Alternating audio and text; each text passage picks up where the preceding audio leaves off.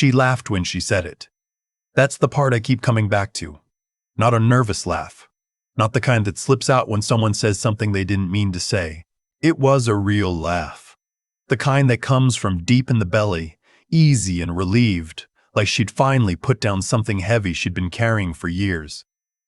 My daughter-in-law laughed when she told me I was a burden to my own son. I said, "Excuse me." She said, "Oh, come on. You know it's true." We were standing in my kitchen. The same kitchen where I taught my son to make Sunday biscuits when he was 7 years old. The same kitchen where I sat up until 2 in the morning helping him with college applications. Where I cried quietly after his father died because I didn't want the kids to hear me fall apart. My kitchen. And she was laughing. I smiled. I didn't say a word. But later that night, after she and my son left and the house got quiet, I sat at the table with a cup of coffee I didn't drink and I made a decision. A real one. The kind you make when the noise finally stops and you can hear yourself think clearly for the first time in years. I want to tell you how I got to that kitchen and what happened after. My name is not important. What matters is that I worked for 38 years as a civil engineer for the state of Ohio. I started at 23 with a drafting pencil and the thermos, and I retired at 61 with enough put away to be comfortable. Not wealthy. Comfortable. There's a difference, and I've always known it. My wife passed 12 years ago. Pancreatic cancer. She was gone in 4 months from diagnosis to the last breath. And she did it with more grace than I could have managed in a lifetime. After that, it was just me and the house in Westerville and my son, who was 28 and living across town with a woman he'd been seeing for 2 years. He married her the following spring. I liked her well enough at first. She was sharp, well-dressed, good at conversation. She had opinions about things and she wasn't afraid to share them. I remember thinking my wife would have found her interesting. Maybe even liked her. But there's a version of sharp that's actually just cutting. And I learned the difference slowly, the way you learn most important things. Not all at once, but in small moments you don't understand, until later. The first moment was at their wedding reception. I was sitting with my brother-in-law, and she came over to say hello, and he told her what a beautiful ceremony it had been. She smiled and said, "Thank you, we really wanted it to reflect who we are as a couple." Then she looked at the centerpieces. White peonies, very elegant, and said, "We almost had to compromise on the flowers, but then we decided not to compromise." And she said it looking right at me, though I hadn't said a word about the flowers in my life. I didn't understand it then. I filed it away. The second moment was at Thanksgiving, about 8 months into the marriage. My son called me 2 days before and said they weren't going to make it to my house this year. "We're starting our own traditions," he said. His voice had a particular flatness to it, like he was reading from something. I asked if everything was okay. He said, "Of course. I'll call you on the day." He didn't call on the day. I spent Thanksgiving with a frozen pot pie and a football game I didn't watch. I told myself it was fine. People build their own lives. That's what you raise them to do. But somewhere, a clock was ticking that I didn't know how to read yet. Over the next 2 years, my son changed the way ice changes a river. Gradually, invisibly, until one day you look and everything is frozen solid and you don't know exactly when it happened. He stopped calling on Sundays. Then he stopped returning calls on any day with any speed.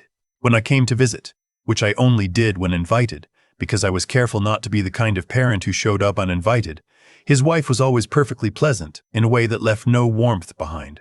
She'd offer me coffee. She'd ask about my health. She'd sit across the room and answer questions about their lives in short, complete sentences that told me absolutely nothing.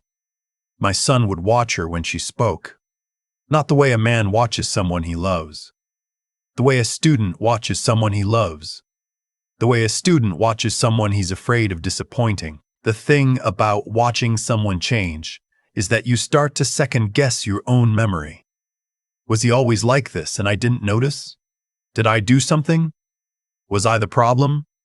I turned those questions over for a long time. I talked to my therapist about it. Yes, I have a therapist. I started going after my wife died, and I think it's the best decision I ever made. And she said something that stayed with me. She said, sometimes the people who love us the most are the easiest to reshape, because they don't want to hurt us by resisting. I thought about my son and his easy heart and his eagerness to please everyone in the room, and I understood. But understanding something doesn't make it hurt less. It just makes the hurt quieter. Here is what my life looked like from the outside during those years. Retired, comfortable, healthy for my age. A nice house. A garden I kept up. Friends from the old job I had lunch with on Fridays. A church I attended sporadically. A son who visited on holidays when it was convenient, which meant 3 or 4 times a year. Here's what my life looked like from the inside. I was disappearing. Not dramatically. No breakdown. No crisis. Just a slow, steady erasure of the assumption that I mattered to my own son. He started mentioning money in a particular way. Not asking, my daughter-in-law was too smart for that, at least at first. Just mentioning. We looked at a place in Dublin, but it's out of our range.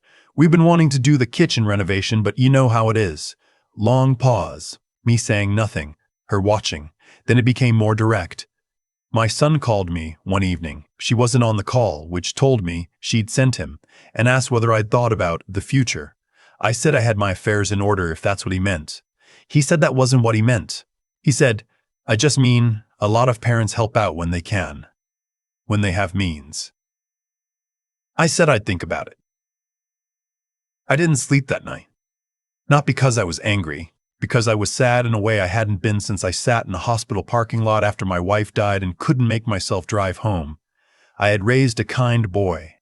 I watched him learn to ride a bike in this driveway. I drove to every school play, every science fair, every soccer game in the rain. I paid for his college without taking a cent from him. I helped with his down payment without being asked. And now he was calling me to ask.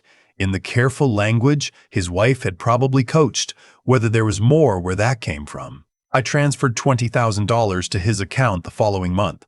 Because I loved him. And because I still believed then that love was enough to fix things. It wasn't. The ask became a pattern, not huge sums at a time, but steady. A trip they couldn't quite afford. A car that made more sense for 2 people but was a little out of reach. Help with medical expenses that I later found out were elective. Each time, my son would call, and his voice would have that particular flatness, and I would say yes, because saying no felt like abandoning him. My daughter-in-law, meanwhile, became warmer to me. That's the part I couldn't explain to people. The more money flowed, the kinder she was. She started texting me photos of the house, the new kitchen tile, the car in the driveway, a weekend trip they took, small updates, like I was a sponsor being kept informed of the project's progress. I mentioned this to my financial advisor, a woman I've trusted for 15 years, and she looked at me for a long moment and then said very carefully, "How much have you given them total?" I told her. She set down her pen. She said, "That's a significant portion of what we planned for your retirement comfort. Not an emergency yet, but I want us to be honest about the trajectory." I drove home that afternoon and sat in the garden for a long time. Not thinking, just sitting. The hydrangeas my wife planted were in full bloom. She would have known what to do. She always knew. I was the one who needed things spelled out. The morning everything changed was a Tuesday in October. My son had asked me to come over. Something about a shelf he needed help hanging, which was a pretense we both understood but didn't name.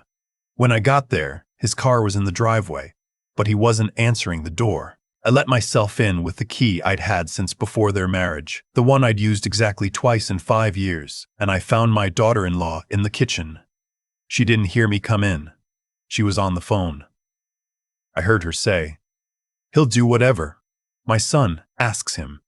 He's lonely, that's the thing. Lonely old men are easy. And then she laughed. That full, relieved, setting something down laugh. I stood in the hallway for what felt like a very long time. She turned around and saw me. She had the grace to look startled, but not, I noticed, ashamed.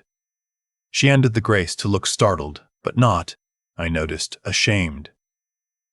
She ended the call.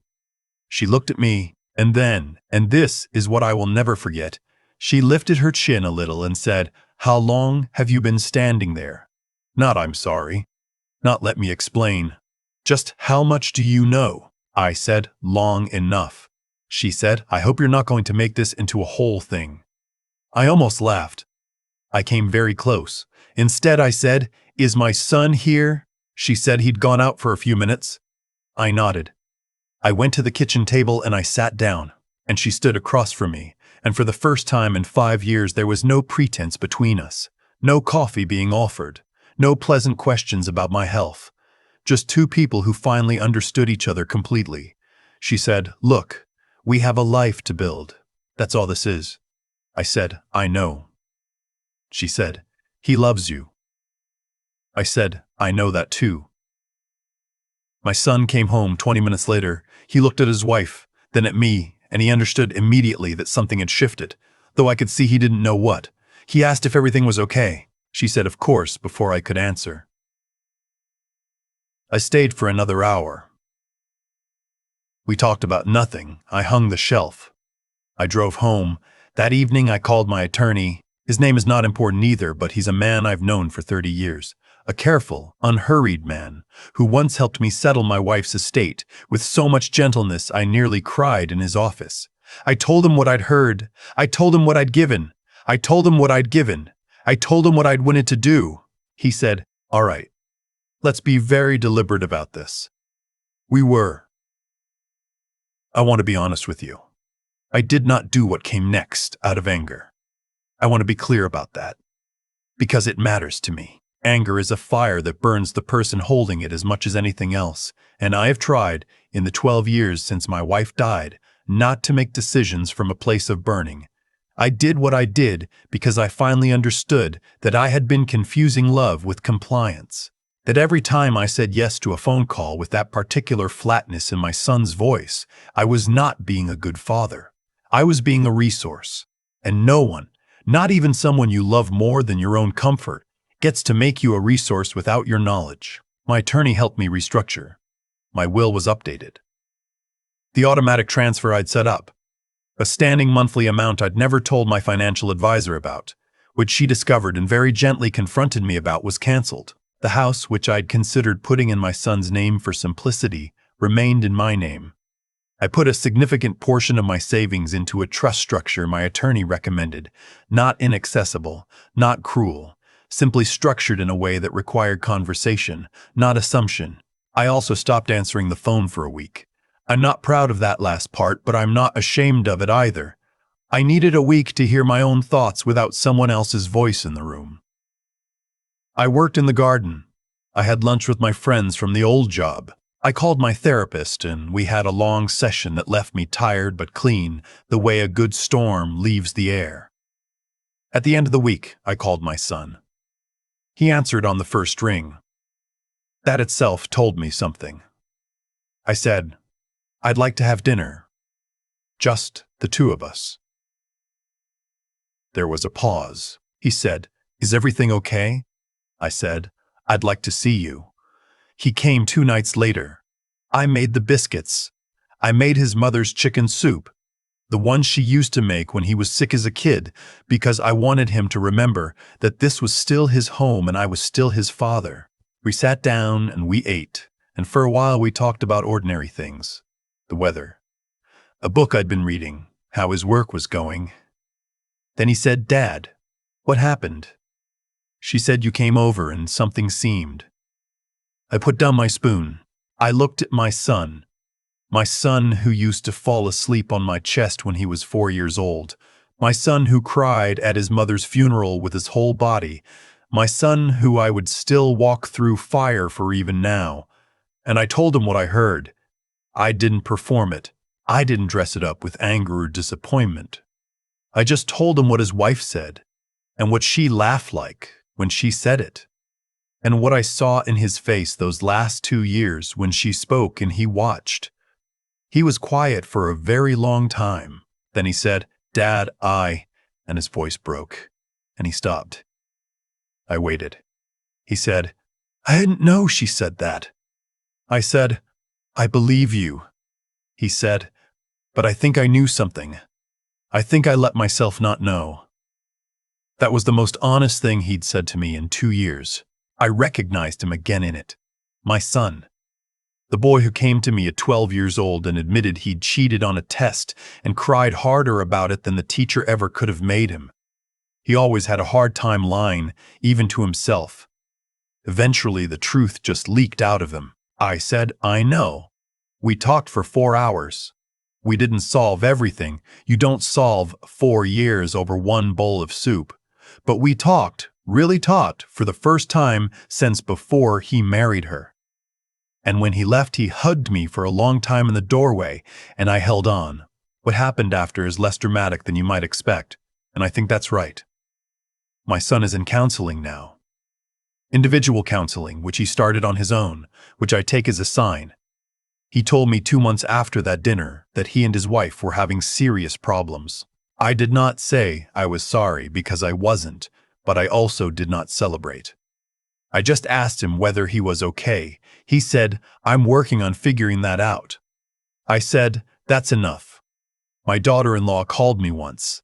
I answered because I'm 63 years old and I have made a practice of not avoiding difficult things. She said she wanted to explain. I let her talk. I listened carefully. And when she finished, I said, I heard you. I didn't offer forgiveness she hadn't asked for, or anger she didn't deserve any more of. I said I heard her, and I meant it, and I wished her well, and we hung up. My attorney finalized the new trust structure in the spring. My financial advisor, who, for the record, was deeply relieved, says I am back on a trajectory that makes sense for a man my age who wants to travel a little and not worry. I took a trip to Portugal in May. I ate very good food and walked more than I have in years and sat by the water one evening and thought about my wife and how much she would have loved the light there. My son visited last month. Just him. We went fishing at a lake we used to go to when he was a boy, and we didn't catch anything, and it was one of the best days I've had in a long time. He said at one point, out on the water, Dad, I'm sorry I let her make you small. I said, You didn't let her. She tried, and so did I, a little. I thought about all the times I said yes to buy something that couldn't be bought. But I stopped. He said, I know. I noticed. I cast my line out again. The light was good. The water was still. I said, I'm still here. He nodded. He didn't say anything, but he nodded. He didn't say anything, but he nodded. He didn't say anything. That was enough. More than enough. That was everything.